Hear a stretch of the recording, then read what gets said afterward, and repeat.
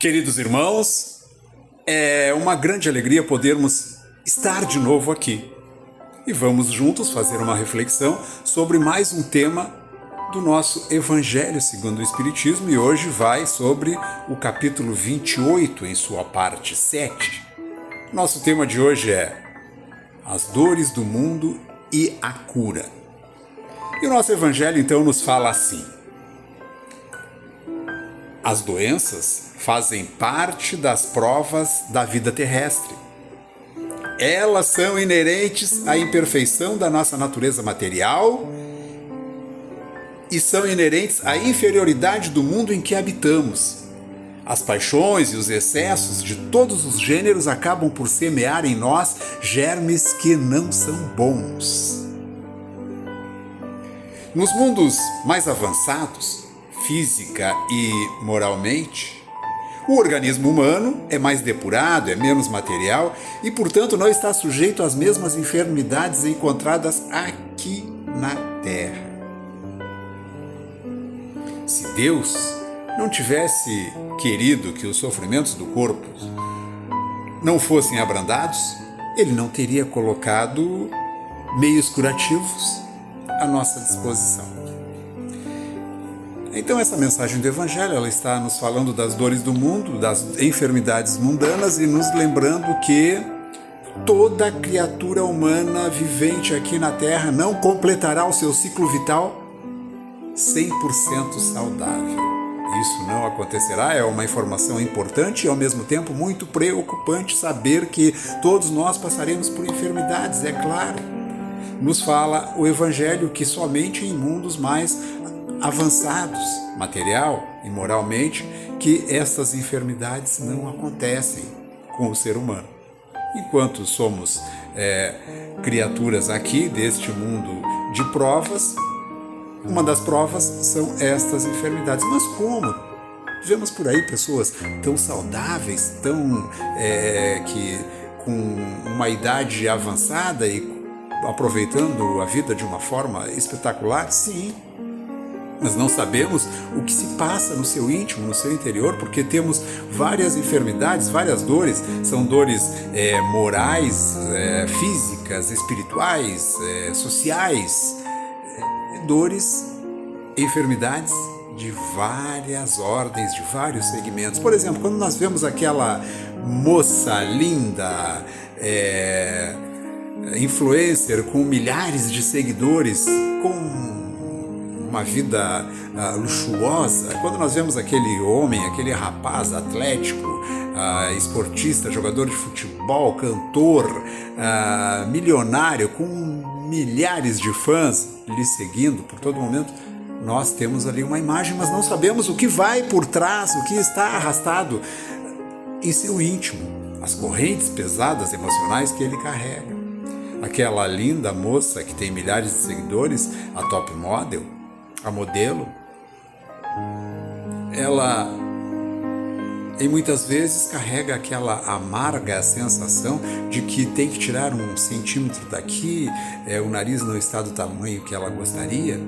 Isso é o início das dores, das enfermidades do mundo. Aquele rapaz, aquele homem jovem, atleta, cantor, quando menos se espera, ele é vítima de uma overdose.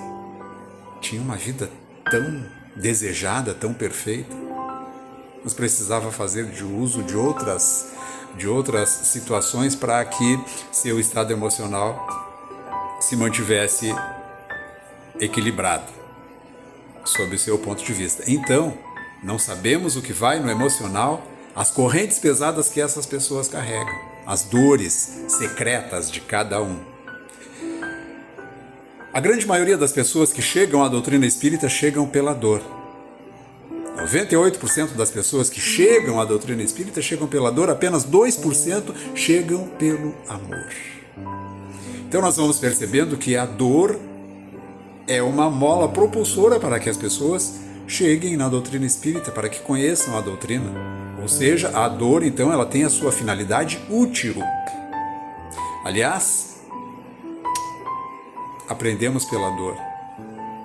Dificilmente aprendemos pelo amor, na maioria das vezes aprendemos pela dor. Já diziam os nossos avós que a dor ensina a gemer.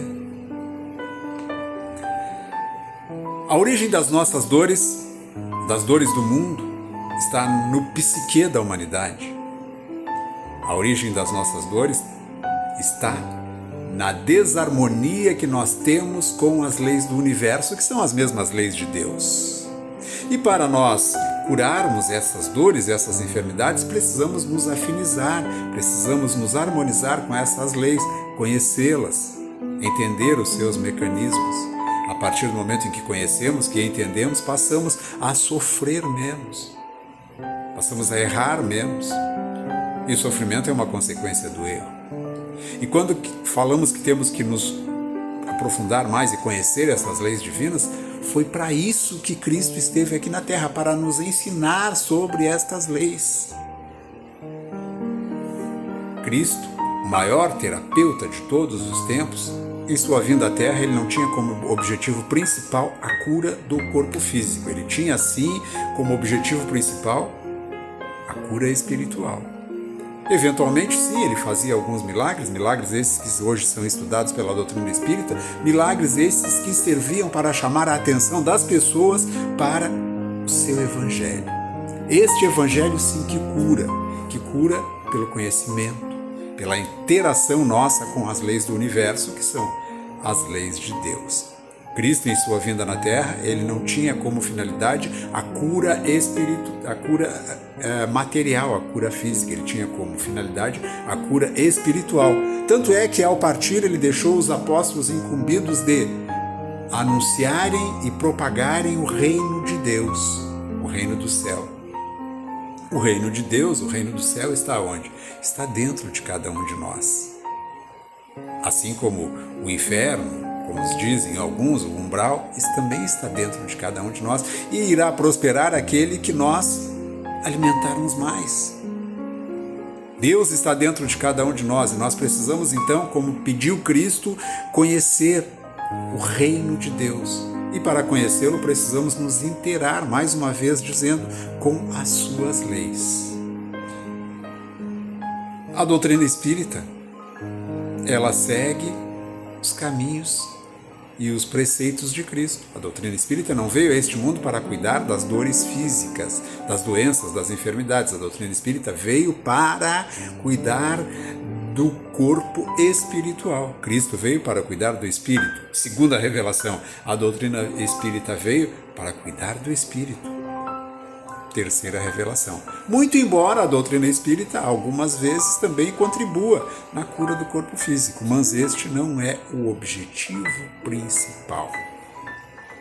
E neste ínterim, vamos nos deparar com a casa espírita. O que é a casa espírita? É o ponto de chegada das pessoas para a doutrina espírita. Ali as pessoas vão em busca de ajuda, muitas vezes pensando que vão receber uma ajuda física, material.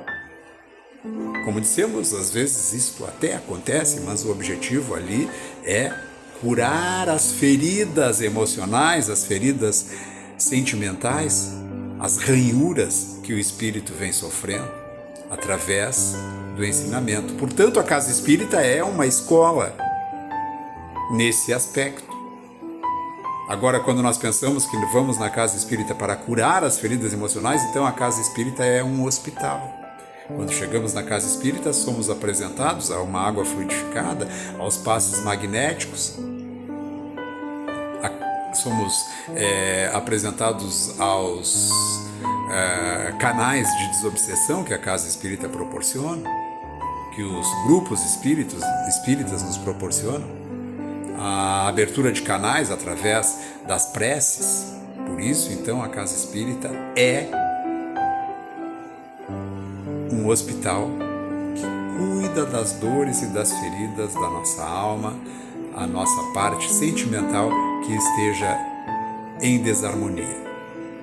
Quando nós estamos doentes do corpo físico, nós procuramos um médico, e o médico então nos receita uma medicação e, se o caso estiver muito grave, nos indica uma hospitalização e vamos lá, ficamos um tempo, tomamos os remédios e, quando saímos do hospital, saímos felizes. Saímos agradecendo a Deus porque saímos curados e pedindo a Deus para nunca mais ter que voltar ali, naquele lugar que é o hospital.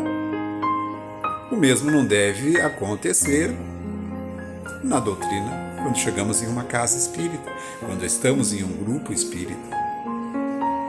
Se chegamos ali, naquela casa, naquele grupo e conseguimos a nossa cura, a nossa harmonização, devemos então ali permanecer naquele grupo ou naquela casa para que possamos entender os motivos e a doença que levou ali e o porquê da nossa cura.